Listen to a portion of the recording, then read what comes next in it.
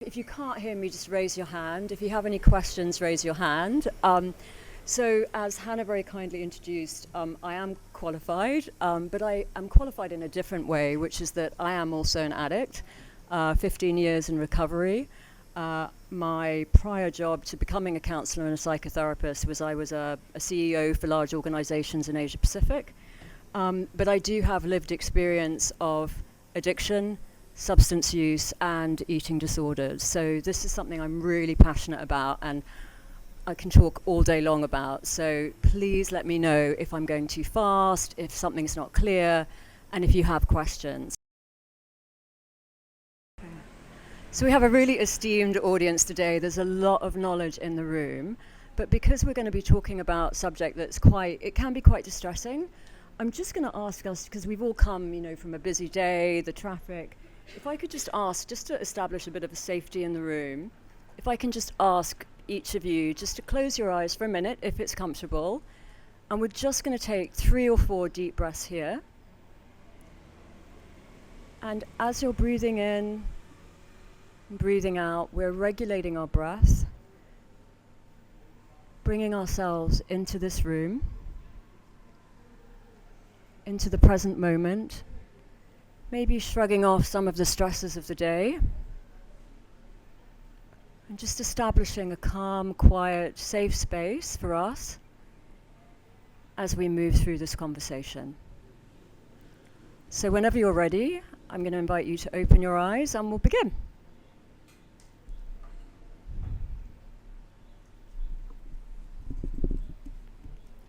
All right, so what I'm going to be talking about today is, and I'm going to try and tailor it so that each of you gets what you want out of this conversation, but it is a very big topic.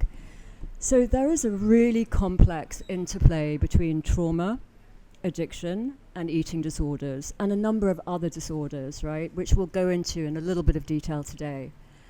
And what the evidence tells us, recent evidence, and what the therapeutic interventions tell us is that the most powerful intervention at the moment is what we call trauma-informed treatment.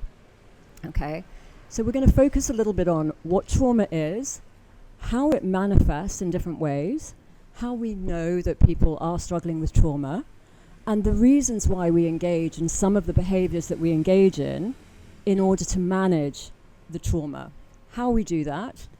And then what I will do is spend about 50% of the time talking about the things that we can do as individuals, as therapists, as counselors, as doctors, to really help our clients and our students manage their symptomology better, okay? So when we talk about trauma, we're really talking about 2 different kinds of trauma. So the first one is what we call big T trauma. And big T trauma can be thought of as a threat to life. So something like if you had a building collapse on you, if you had a traumatic car accident, if you, for example, were a victim of war. That is a very distinct threat to life, and usually it's a single event. So we call that big T. Then we talk about little t trauma, and little t trauma is best thought of as consistent, long duration, multiple incidents of. And it can be things like a critical parent. It can be things like perhaps a parent who wasn't around for socioeconomic circumstances, right? There was some sort of neglect, perhaps some sort of abuse, right? So it's little things. But it can even be things as simple as, for a child, not only experiencing those what we call adverse childhood experiences, but also things like crossing a road, you're holding your mum's hand, she gets lost in the kind of melee, and suddenly you're a 3-year-old standing on a busy street and your mum's gone. For a 3-year-old, that's a threat to life. My support system is gone. And so that individual may grow up, may start to demonstrate signs of what we call complex PTSD. And complex PTSD, in a nutshell, is effectively the symptomology, so the symptoms that we manifest because of trauma. So it's things that you see as alcohol use, substance use, eating disorders, sex addiction, porn addiction, gaming addiction, right? It can be dissociation. It can be numbing. And so it takes a lot of different forms, right? But those are the symptomology that we now refer to as complex PTSD. And a really easy way of thinking about it is if you think about the vets who came back from Vietnam, in the Vietnam War, really our understanding of trauma developed from that. These vets came back from war, they'd been subject to horrific traumas, over a long period of time. They came home and they were, angry, subject to rage, they had difficulty relating to other people, they had flashbacks, they had nightmares. So that is complex PTSD, okay? So now we know what trauma is. I'm just going to talk a little bit about how prevalent it is, and what that really means is how often do we see it in our society? And this is going to be a little bit confusing because obviously different evidence, different research will look at different definitions of trauma, different definitions of the symptomology, right? But what we do know is that 1 person in 6 in the United States, for example, will experience PTSD during their lives, okay? We also know that people with trauma, in particular women, are somewhere between 37 and 97% more likely to have an eating disorder. Okay. We also know, and sorry, I've got to put my glasses on. We also know that conversely, about 35 to 50% of people with addiction will also struggle with eating disorders. So there's a kind of a bi-directional. We know trauma has a correlation with these things, but we know these things also have a correlation with trauma. And the research is still kind of out onto exactly what that correlation is and how it manifests. But, do feel free to kind of look up all of those statistics, but they are amply available on the web. So the interesting thing about trauma is it actually impacts our brain. It has an effect on the way that we perceive the world, how we view the world, how we view ourselves, how we view other people, and it results in what we call a chronic deficit in our reward system. And what that means is that we as individuals who suffer from trauma might find it much more difficult to get the same anticipation of reward or the same level of reward as Mr. Joe Average, who might get 100% from doing X. We would only get 50%. The idea behind it meaning that we need more reward, we need more stimulation in order to feel that dopamine, that neurotransmitter, that serotonin, right, which makes us feel good, okay? So what I think might be helpful is we're going to look here at the 6 signs of trauma. So when we treat trauma, when a client comes in or a child comes in, we may not necessarily know what's going on for them, and especially with kids, it's quite difficult. But usually we can assume that there has been an event or a series of events or some form of what we call extreme stress, all right? And we don't necessarily, in treatment these days, we don't go into that. We don't look at that. We simply say, okay, we think that's there. What kind of symptoms are manifesting?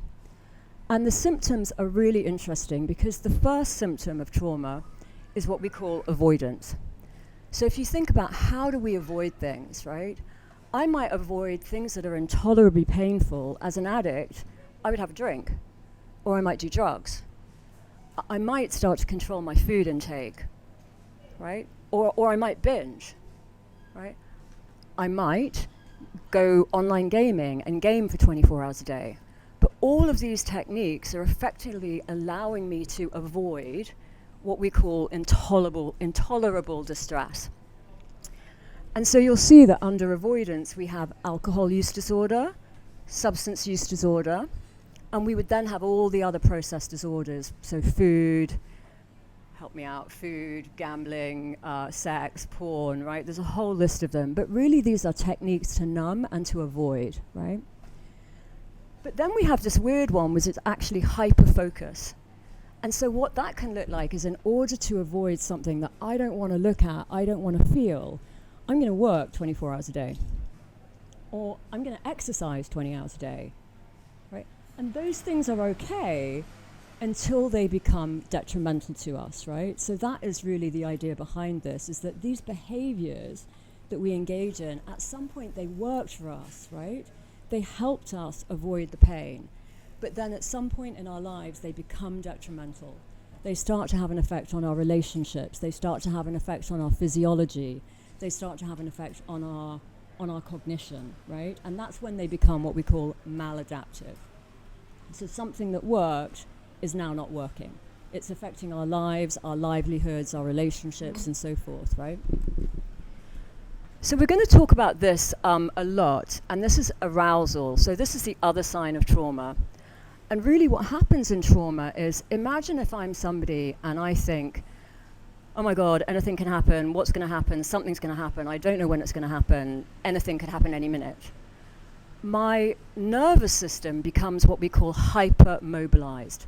So I'm constantly in a state of anticipating threat, and I'm scanning my environment constantly for any kind of sign of threat. And what that might look like is I might have what we call a high startle response. So if I'm in the kitchen cooking and my husband walks in, I highly startle, right? But it means that we stay in a state, and we're going to look at this because it's super important, of highly aroused nervous system dysregulation. Okay. So the next one is intrusion, and this can be really hard because a lot of our time as trauma people is spent avoiding. We don't want to think about these things, right? And in many cases, we have suppressed memories, or we have suppressed things, or memories of extreme stress, whatever they may be, to the extent that we're not really cognizant, we're not really aware that there are bad dreams, that there are flashbacks, that there are sort of memories that pop up. But for a lot of us in long-term treatment of trauma, a lot of us in recovery, we find that these memories often start to pop up when we least expect it. You'll be walking down the street and suddenly it'll be like, I have that sudden memory that I'd forgotten all about. So that's what we call intrusion. And then what we have is something called negative cognition. And a really easy way to think about this is threat-based thinking. So if I am constantly under, or my brain or my body thinks that I'm under constant threat, there are a certain type of bias that I have to employ. My brain has to employ these biases in order to survive. And this sounds a little bit patronizing, and I don't mean it to, but a really easy way of thinking about this is a tiger.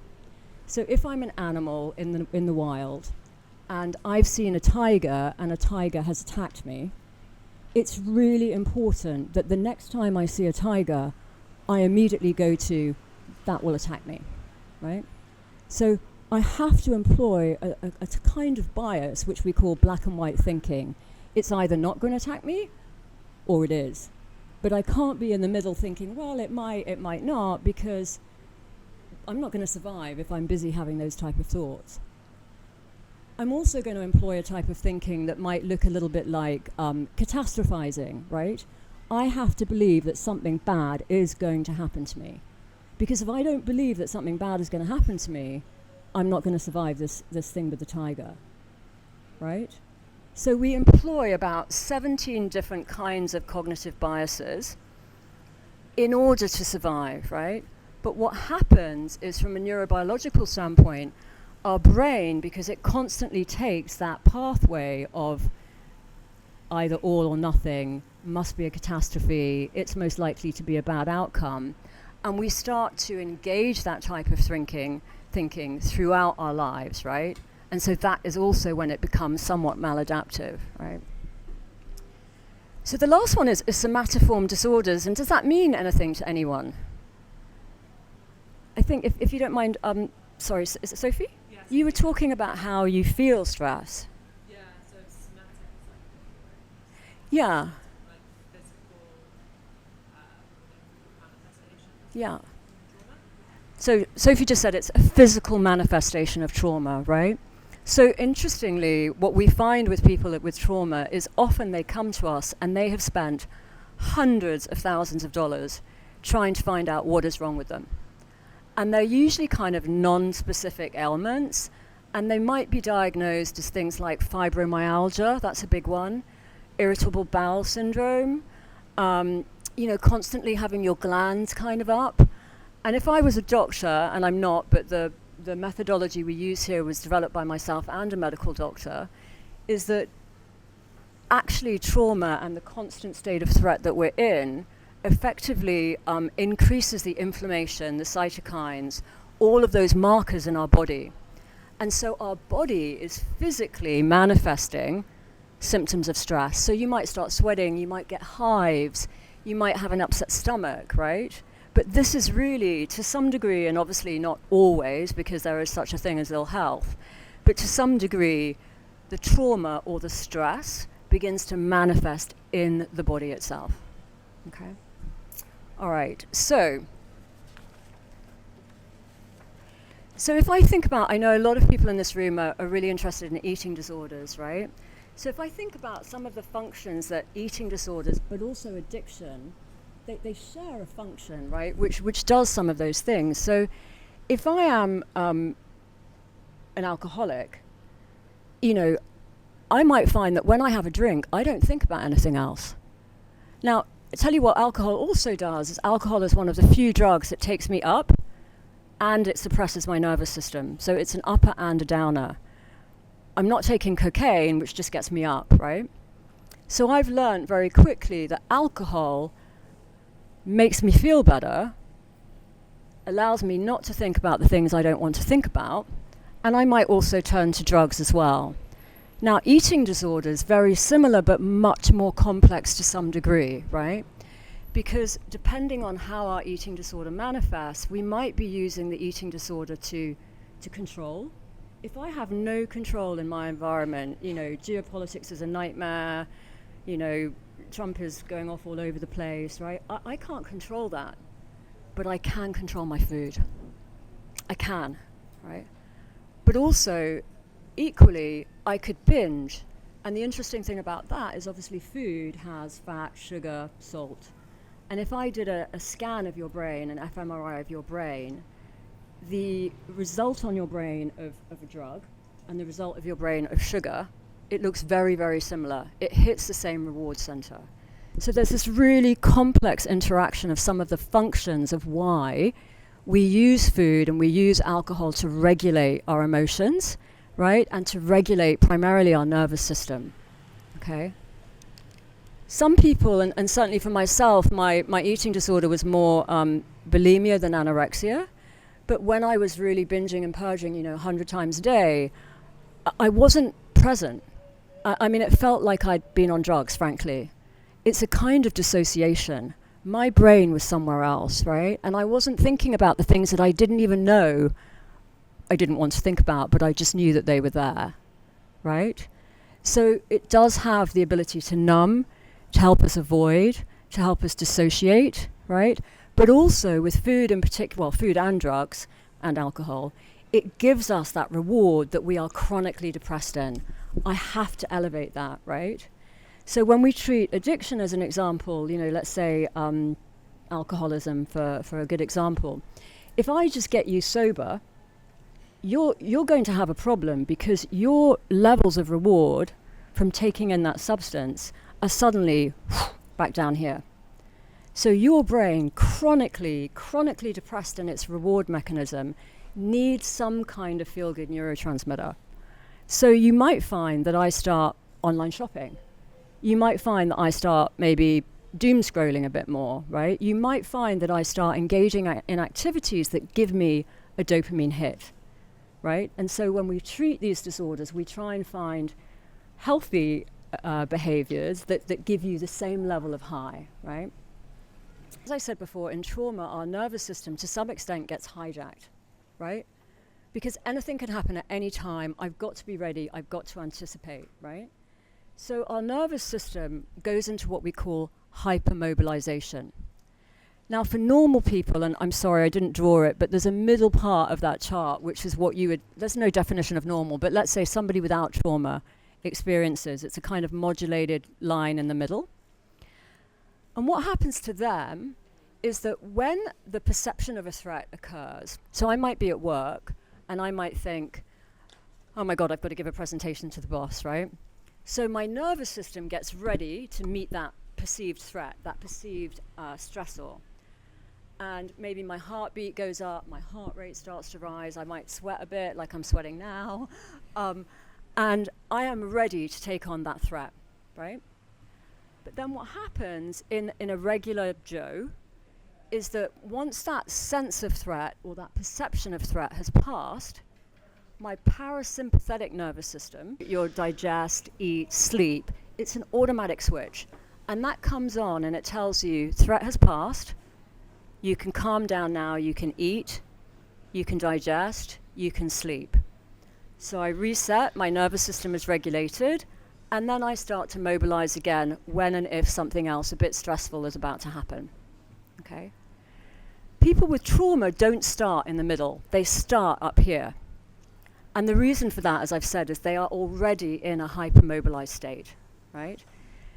So that state of constant alert, constant scanning, constant vigilance, something is going to happen. My nervous system is hypermobilized. We call it hyperarousal. And the parasympathetic nervous switch, it doesn't go off. It doesn't happen. So the auto switch to get us to regulate, it just doesn't occur. And so what happens is we continue to get more and more aroused, overwhelmed, and we might feel this as a kind of what we call a freeze response, sort of a rabbit stuck in the headlights, like, I'm so overwhelmed, I can't, that kind of response, right? Or eventually, when that stress becomes so intolerable, there's almost a pressure valve that has to go off. And then at that point, the parasympathetic will suddenly go on, and you will dive into what we call hypoarousal. And what this looks like, and it could happen on a daily basis, more often than not, maybe a weekly, monthly basis, and that's when you feel like you just want to go to bed. You pull the covers up, and you can't do anything for days, months, weeks, right? Until such time as your nervous system has reset, and then you start to mobilize again. So we swing between these hyper-aroused states and hypo-aroused, and that's where depression, anxiety, all of this stuff becomes incredibly kind of comorbid. It's a really difficult, intricate, interwoven kind of relationship. So the reason that this is important is that we can modify this, okay? So a lot of the work that we do in trauma is what we're trying to do is we're trying to regulate your nervous system. And that sounds so simple and like such a quick fix, but really it's all we can do. So in the first phase of trauma treatment, we call it stabilization. Effectively, I have to get you to a place where you are in a nervous system modulation, where talk therapy could be useful, right? Where you are able to be slightly more regulated, take your surroundings in and all the rest of it. Now, if we cannot, and Dr. Vistra, you would know, if we can't get you there by some of these interventions that I'll talk about in a minute, what we would do, and I'm not a doctor, but we would pharmacologically intervene. So we might at that point give anti-anxiolytics, benzodiazepines, something to reduce the level of distress so that the other type of therapy can work, right? Because you're not in the part of your brain, you've moved from your prefrontal cortex into your primal brain, and when you're in the state of utter hyperarousal, you can't think straight. You couldn't if you wanted to. It's not just you, it's everybody, right? So we do a lot of work on what we call the nervous system regulation. And this is where I'm going to talk about the model that we use. And we call it the stressor response model, okay? So if you look at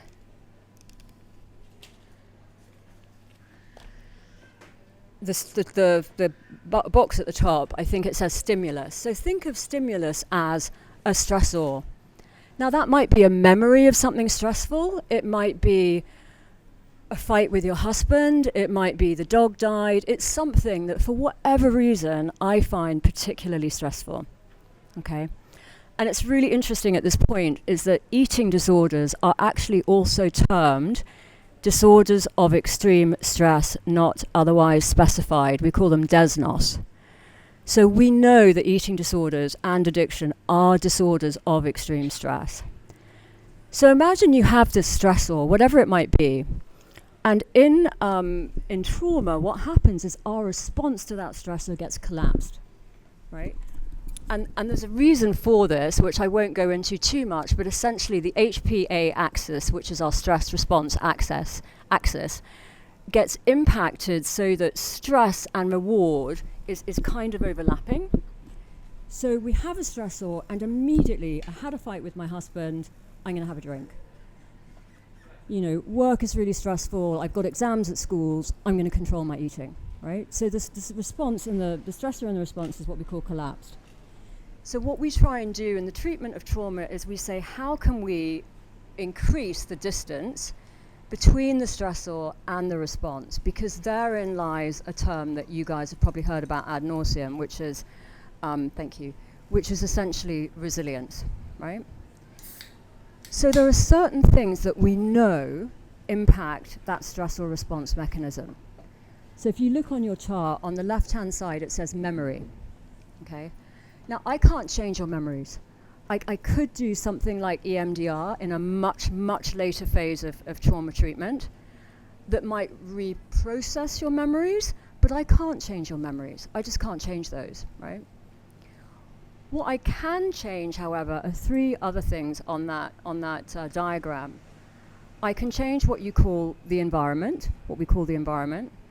I can change our cognition, our thinking. I can change our behavior, okay? And I can actually make a direct intervention into my nervous system, okay? So we'll talk a little bit about the environment, and the best way to think about environment is there are two different kind of parts of the environment. So one is what we call the consumptive environment, and one is what we call the interactive environment. And the consumptive environment, just think of it as anything you consume.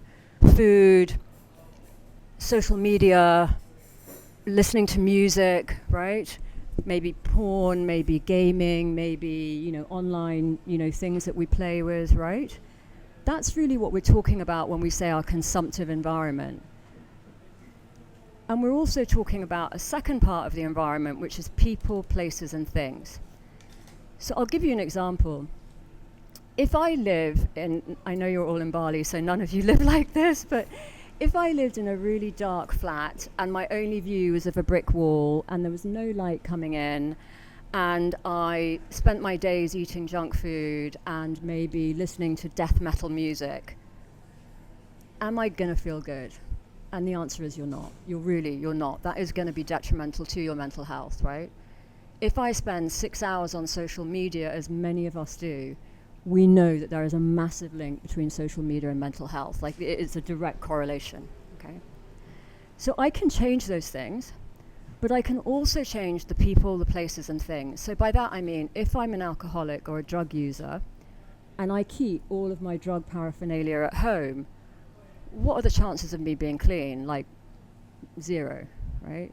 If I still hang out with my friends who are all using drugs and alcohol, what are my chances of being clean? Very little. Things is interesting because things is also a little bit about memory. So for example, things can be weird stuff like, for me, a bath. If I have a bath, I automatically associate a bath with a drink, an alcoholic drink. So for a while in my recovery, baths were not a good idea. Bizarrely, looking at a sunset was not a good idea because I also associated that with having a drink. But even things to this day that kind of trigger a bit of memory and an association would be, the other day I was in my kitchen and the fridge opened and it kind of went, shh.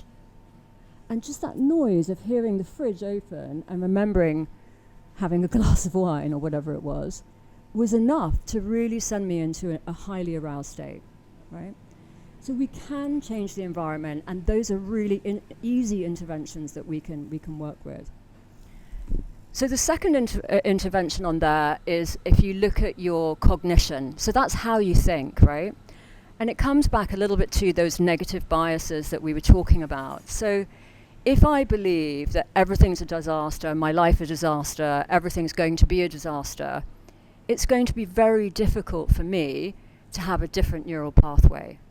So as a practitioner, I would spend a lot of time on CBT, many of you probably know as a tool, cognitive behavioral therapy, right? On reframing beliefs, on looking at the core beliefs that define us as individuals, we all have them, and trying to change and reaffirm or reorient the brain so that the chances of going down that neural pathway are less than the ones of going down the new neural pathway. I'll give you an example. If I have a belief and I my core belief is there is something wrong with me, I am not going to believe that there is nothing wrong with me. That belief was founded when I was a very, very young child without the context or the cognitive capacity to think otherwise. But now I can reframe that in a different way, and I can say, well, I know I'm a strong woman, I work out every day, I lift really heavy weights. Nobody can take that away from me. I am a strong woman, and when I turn my mind to something, I can achieve it. That's my new belief, and that reorients me in a positive direction. So we do a lot of work in the cognitive space, and as practitioners and people who deal with all kinds of clientele, you'll find that some of your clients or your students are better in one area than another, right? They may have an incredible cognitive capacity, that's super easy for them. What can be very difficult for people, believe it or not, is the behavioral lever. So if I change your behaviors, I'm very likely to be able to change how you respond. And so what we do is we spend a lot of time, and people from AA will know this, is we put you into a schedule. I get up, I go for a run, I go for a meeting, I meet a friend for coffee, right? I spend an hour a day learning, then I meditate, right? These are all practices and behaviors that actually profoundly change our neural pathways in a more healthy direction. And we have to do that so that when you have that stressor, the more you practice it, and it doesn't come easy, but the more you practice it, the more likely you are, oh my God, such enormous stress, I'm going for a run, rather than, oh my God, such enormous stress, I'm going to have a drink. So behavior's a big one. The easiest intervention, believe it or not, is what we call a somatic intervention. And these are the ones that people really struggle with because they're so simple that people don't believe that they can work, right? But they really do. But our autonomic nervous system, essentially, we cannot directly impact our blood pressure. If you tell me, Alexis, change your blood pressure. Change your blood pressure. I couldn't change my blood pressure if I wanted to, right? I couldn't change my heart rate. I mean, I probably could go for a run, right? There's a lot of things I cannot directly impact. But one of the big things I can change that regulates my nervous system is my breathing. Because my breathing, in turn, has an impact on my blood pressure, on my heart rate, right? On my arousal. So interventions like meditation, breath work, these really work. But what's super, super interesting about these interventions is that when we treat people with trauma, what we realize is that many of them are instinctively doing things that already regulate their nervous system. I could not have said it better. That is exactly right. So it's the awareness about our thoughts that we get a lot through meditation, but also why we do stuff like this in trauma treatment. It's that psychoeducation, because what we find is that when people understand what's going on for them, they are able to generate a better awareness. And once they have that awareness, using the breath work, meditation as well, then they can intervene. You're absolutely right. I'll give you a really good example from a client, and I can share this because there's no identifying information, but I had a guy come in, and I found this absolutely fascinating. He came in, and he had been a bit of a drinker in his teens, definitely had a what we call ACE, adverse childhood experience background, and he had become a marathon runner. So somehow he had realized that when I feel distress, when I feel intolerable pain, I go for a run. And he presented to me and he said, yeah, I drank a bit when I was 18, but I've been waking up the last few months. I've lost my job. I can't do my profession anymore. I find myself on a park bench with, bags of alcohol. I don't know how I've got there. So we went through his history, and what we realized is that he'd had an operation about 3 months prior on his Achilles tendon. So he couldn't run. But his body doesn't know the difference between, I feel super aroused, I'm going to go for a run, which makes me feel better. And this memory of, hey, there's something else that makes me feel better. There's something else that regulates my nervous system. And guess what? That's alcohol. The body doesn't know. It can't tell the difference. It only recognizes the neurotransmitters. So that is a perfect example of somebody, who found themselves in sudden overwhelming addiction, but had previously been managing that stress in another way. Another really interesting fact is that people with trauma, if you ask them what their hobbies are, many of them will say, I scuba dive.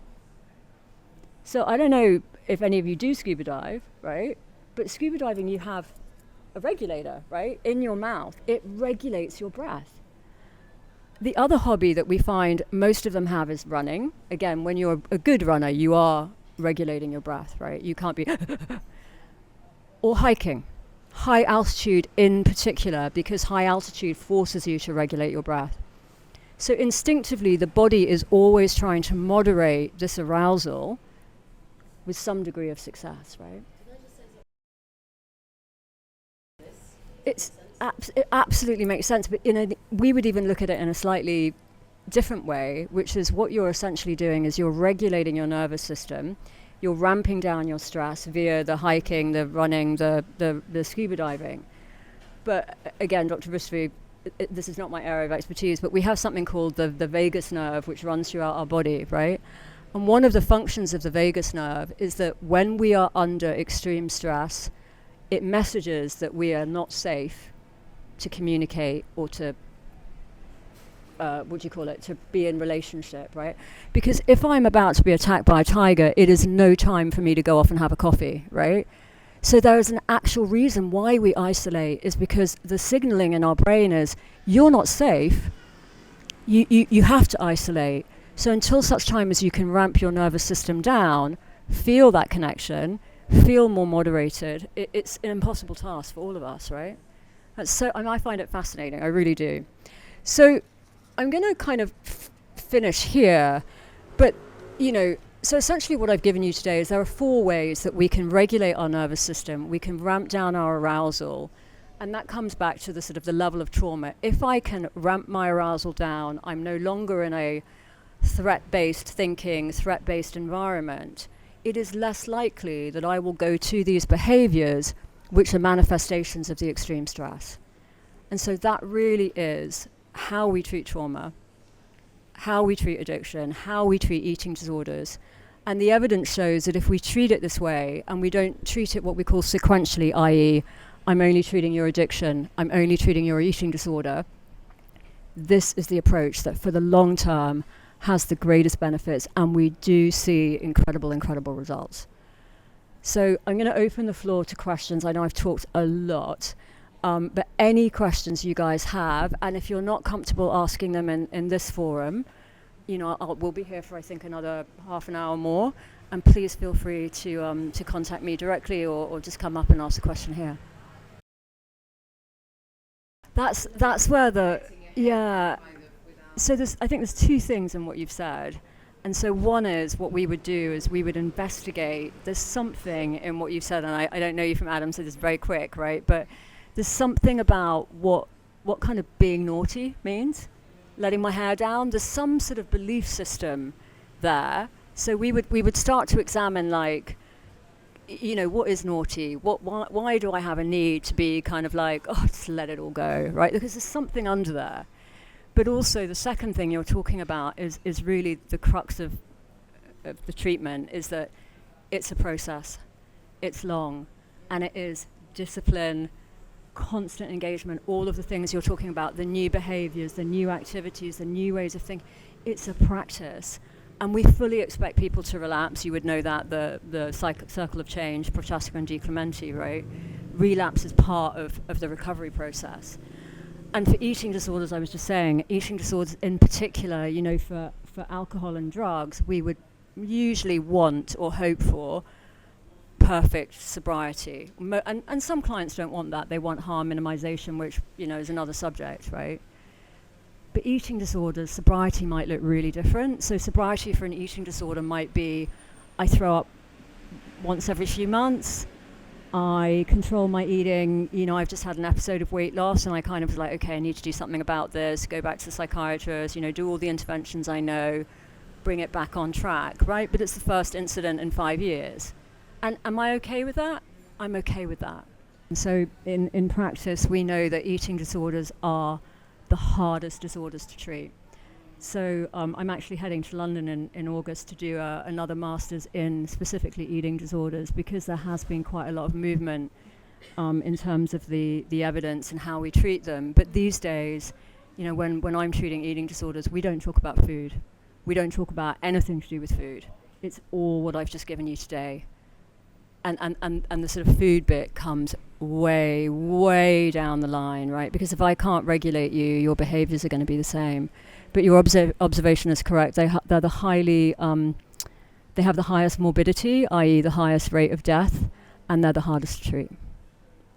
It's sad but true. And actually what you've just said is really interesting, because breath work and direct interventions on the breath, but there's also something called resourcing, which is a direct intervention, funnily enough, on the breath.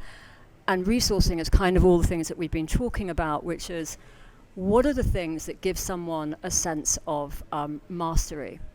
What are the things that put people in what we call a flow state? And there's a great book on flow. I can send it to you. It was written, I think, in 1975, but it's probably the seminal book on flow.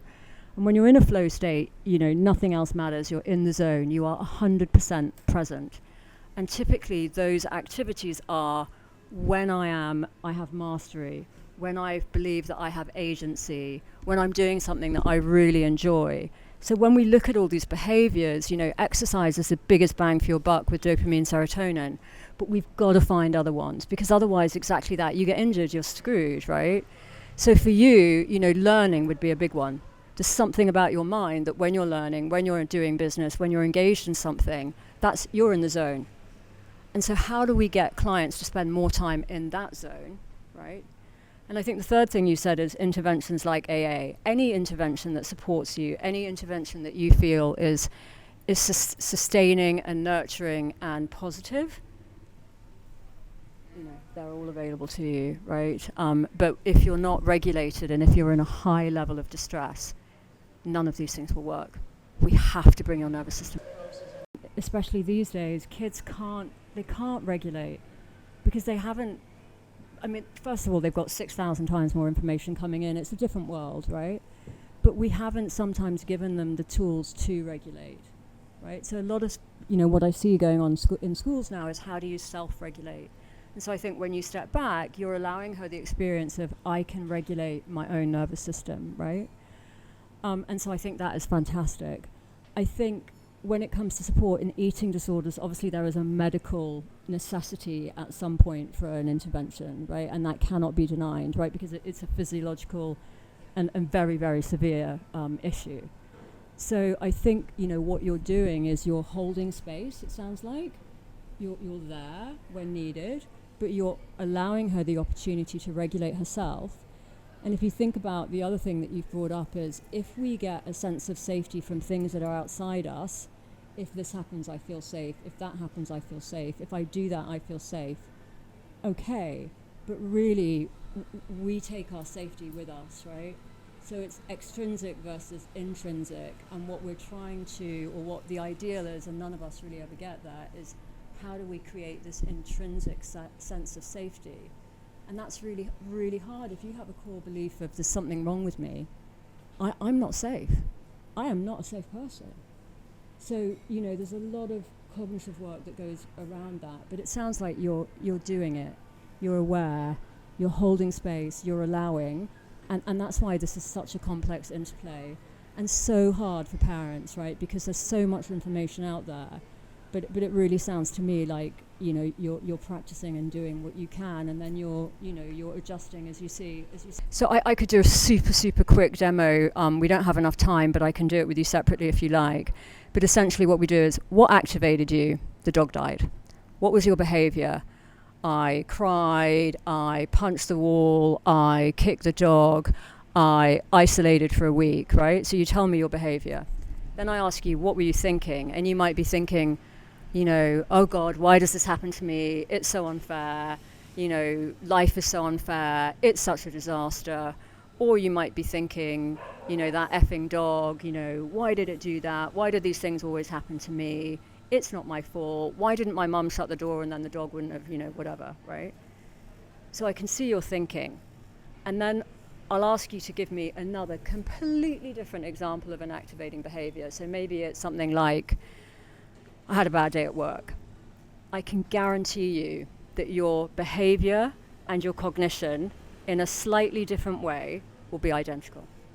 And that will then tell me what your core belief about yourself, so beliefs are about ourselves, about other people, and about the world. And there's about 10 of them that we all have. We usually fall into one or the other. So it's very simple, like, there's something wrong with me, it's my fault, it's unfair, I'm not safe, right? So there's about 10 of them, but we can very quickly identify what yours are likely to be, and then we work on how do we start, how do you see the world through that lens, right? It's quite a challenging lens for all of us. And then how can we start having different core beliefs that orient us in a more positive way? It's a really great observation. So I had a group of addicts come in the other day, and they all check in and they say, yeah, everything's great. I'm great in my recovery. Everything's fine. Yeah, normal week. Yeah, nothing to report. And we go around the room and 10 people check in with about the same thing. And I'm just like, guys, major red flag here.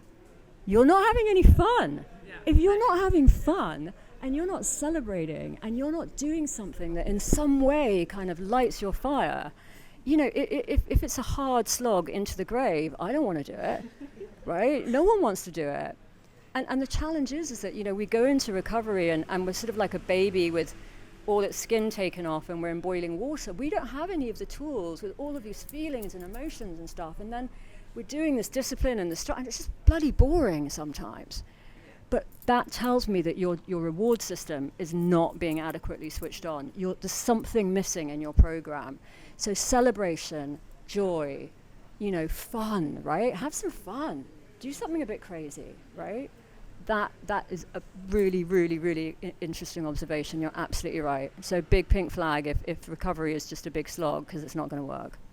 Yeah, play, I think you've got written down there. That's what I would say, play, yeah. So you're really, we would say that in a slightly different way, but essentially what you're talking about is integration, right? Because really what's happening is you're integrating your two selves, right? And so a lot of us go into recovery and we realize that actually we're introverts.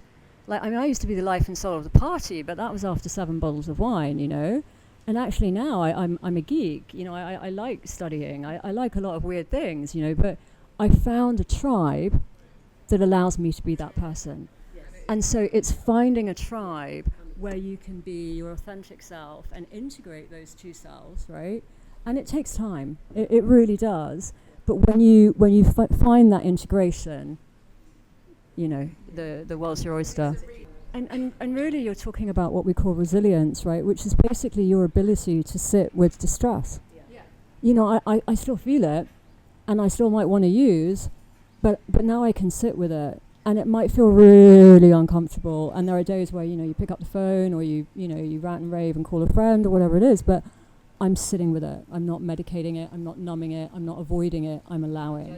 But the kind of discussion we've had, it can bring things up, like not immediately, but you might find that you get a bit stirred up or you kind of fall into a bit of hyper-arousal, hypo.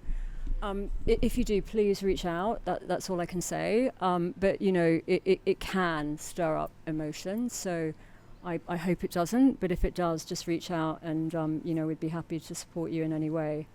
But you guys have been amazing. Thank you so much for listening. Thank you for being so interested. And thank you for all your feedback. Really, really good questions. Yeah, and I guess I'll hand over to Hannah.